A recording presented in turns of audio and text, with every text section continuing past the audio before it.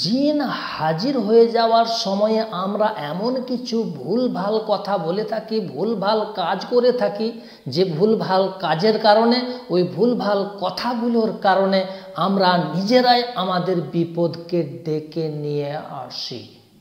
সেই ভুলভাল কথাগুলো কি? অর্থাৎ জিন যখন হাজির হয়ে যায় তখন কি এমন কাজ রয়েছে যেগুলো করাই যাবে না, করলেই বেড়ে যাবে বিপদ। এগুলো জানতে চাইলে ভিডিওটিকে আপনি বিন্দুমাত্র স্কিপ না করে শেষ মুহূর্ত পর্যন্ত মনোযোগ সহকারে দেখতে থাকুন। আর চ্যানেলে নতুন এসে থাকলে টুক করে চ্যানেলটিকে সাবস্ক্রাইব করে দিয়ে পাশের বেল বাটনটিকে দাবিয়ে রেখে দিন। চলুন মূল বিষয়টার দিকে এগিয়ে যাওয়া যাক। কি কাজগুলো করলে জিনেরা আমাদেরকে বিপদের সম্মুখীন করে দেয়, বিপদের মুখে ঠেলে দেয়?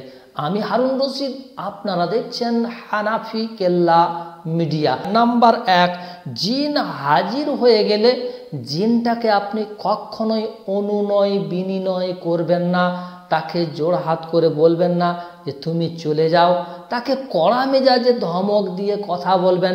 যদি আপনি অনুনয় বিনিময় করেন তাহলে কিন্তু জিনটার পাওয়ার বেড়ে যাবে, সে ফুলে ফেঁপে একাকার হয়ে যাবে, আপনাকে আর সে তোয়াক্কাই করবে না।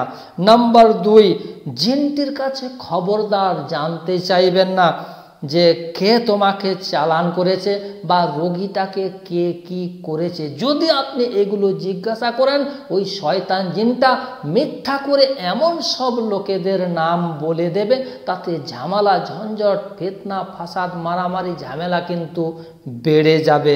এই জন্যই শয়তান জিনগুলোকে এই ধরনের প্রশ্নগুলো করবেন না, কারণ তাদের কাজই হচ্ছে মানুষের মধ্যে ঝামেলার সৃষ্টি করে দেওয়া। নাম্বার 3, জিনটিকে খবরদার বলবেন না যে কি করতে হবে বলো তাই করব, কি করলে তুমি চলে যাবে।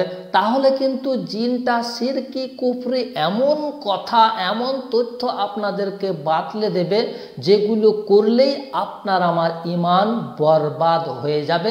আর শয়তান জিনগুলো তো তাই চায়। নাম্বার 4, জিন হাজির হয়ে গেলে সাধারণ মানুষেরা জিনের ওই চোখের দিকে, অর্থাৎ রোগীর শরীরে, যে রোগীটা শরীরে ভর করে থাকবে ওই রোগীটার চোখের দিকে তাকাবেন না। এক কথায় তার চোখের সাথে চোখ মেলাবেন না, কারণ তার চোখের সাথে চোখ মেলালে কিন্তু সে জাদু করে দিতে পারে আমাদেরকে। নাম্বার 5, জিন যখন হাজির হয়ে যাবে তখন আমরা বেশি বেশি কোরআনের তেলাওয়াত করব। কোরআনের তেলাওয়াত করলে সে দুর্বল হয়ে যাবে, তার কষ্ট হওয়ার কারণে সে চিৎকার চেঁচামেচি করবে, আপনাকে আমাকে বলবে কোরআনের তেলাওয়াত বন্ধ করো। বন্ধ করলেই কিন্তু ওর পাওয়ার বেড়ে যাবে।